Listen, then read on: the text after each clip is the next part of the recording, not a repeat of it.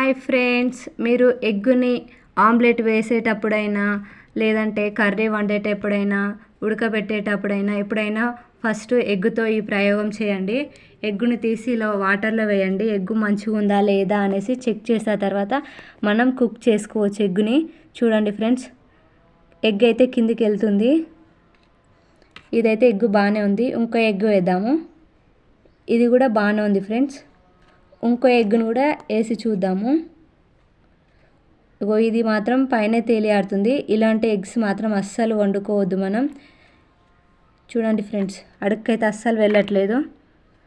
ఇలా ప్రయోగం చేసి మీరైతే ఎగ్గును వండుకోండి. ఒక 2 మినిట్స్ పని అంతే. మన ఛానల్ని మాత్రం సబ్స్క్రైబ్ చేసుకోండి. ఈ వీడియోని మాత్రం ఖచ్చితంగా మీ చుట్టాలకు లేదా మీ ఫ్రెండ్స్కైనా ఎవరికైనా షేర్ చేయండి ఫ్రెండ్స్. వాళ్ళకు కూడా ఉపయోగపడుతుంది. Boy friends.